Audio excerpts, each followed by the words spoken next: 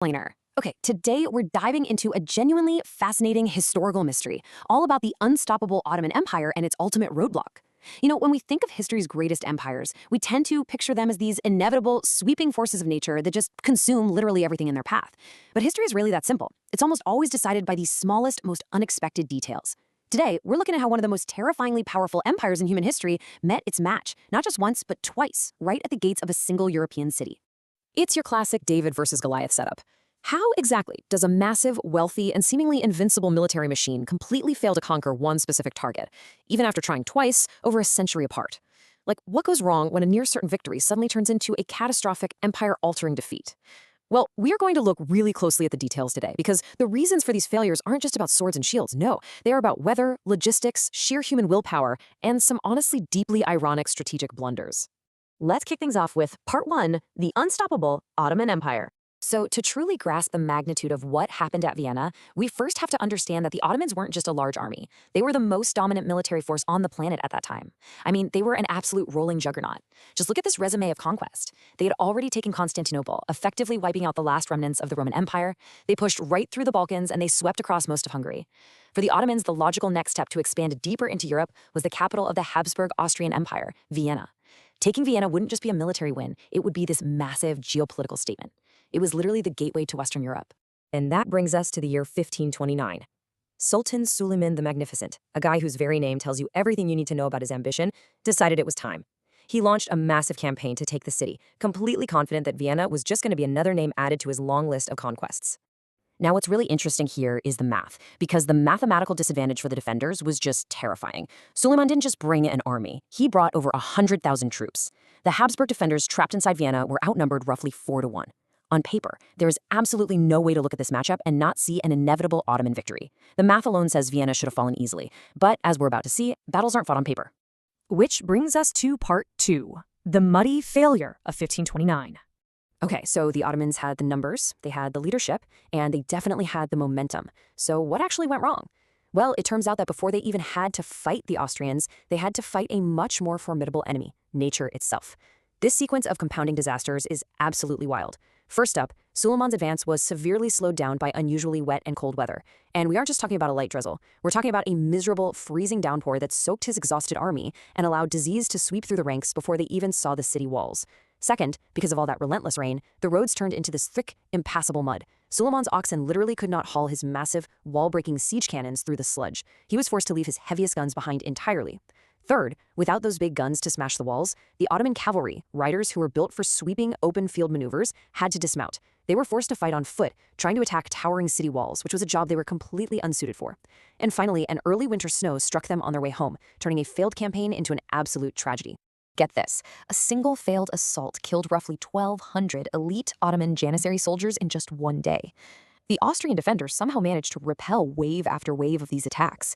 Now, the Janissaries were the absolute best of the best in the Ottoman military, so losing that many of them in a single, futile push against unbroken walls, that was the final straw.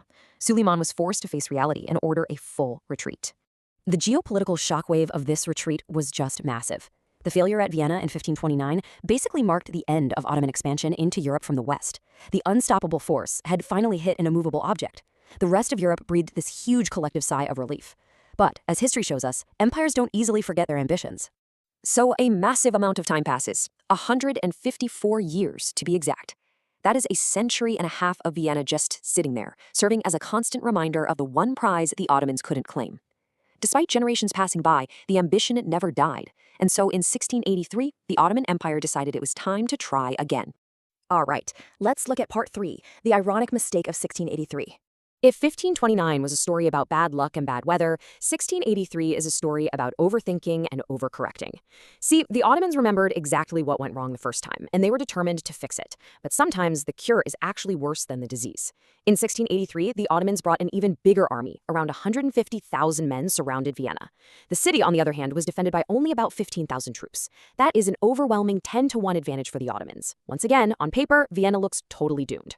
Now, here's where it gets incredibly ironic. The Ottoman leadership remembered the disaster of 1529, right? They remembered the mud, trapping their heavy cannons, and that early snow destroying their retreating army. So, to make sure they arrived with plenty of time before winter hit, they deliberately chose to leave their heavy artillery behind so they could march faster. But the result? Well, they arrived faster, sure, but without those heavy siege guns, they completely lacked the firepower they needed to actually break through Vienna's thick stone walls. By trying so hard to avoid the mistakes of their past, they basically engineered their own doom for the present. But even without the big guns, you have to hand it to them, the Ottomans were resourceful. They made serious progress by literally digging under the earth, tunneling toward the city's inner walls to plant explosives. They were actually getting closer to victory than they had ever had back in 1529. The tension inside Vienna must have been just unimaginable, especially knowing they could literally hear the Ottomans digging right beneath them. But just as the city was on the absolute brink of falling, everything changed. Help finally arrived. A huge relieving force, led by King John III Sobieski of Poland, suddenly appeared to aid the desperate Austrian defenders. They threw themselves right at the massive but by now totally exhausted Ottoman army. What followed was an agonizing 15 hours of brutal, relentless fighting. But those fresh Polish forces proved to be way too much. They shattered the Ottoman lines and drove the invaders from their positions entirely. The siege was broken. And that brings us to our final chapter, Part 4, the lasting historical fallout. This wasn't just a military defeat, you guys. It was a turning point in world history that permanently altered the trajectory of empires and entirely reshaped the geopolitical map of Europe. The consequences were swift, and they were permanent. The Ottoman Grand Vizier who led the 1683 siege, Kara Mustafa, paid the ultimate price for his failure. He was executed by the Sultan's order. But beyond the fate of just one commander, the empire itself was fundamentally changed. After 1683, the Ottoman Empire ceased to be a serious military threat to Europe. In fact, this failure at Vienna is widely recognized by historians as the beginning of the empire's long, slow retreat from great power status. Twice, the most powerful empire in the world tried to take a single city, and twice, a mix of bad weather, the wrong equipment, and fierce resistance turned a near-certain victory into their greatest strategic blunders. So I want to leave you with this. Think about the fragile threads that hold history together. If the skies had just stayed clear in the fall of 1529, if the mud hadn't trapped those massive cannons, the unstoppable Ottomans would very likely have crushed those walls and taken the city. And if that had happened, how drastically different would the map, the culture, and the future of Europe look today? It is absolutely fascinating to realize that sometimes human history is completely rewritten by nothing more than a little bit of rain.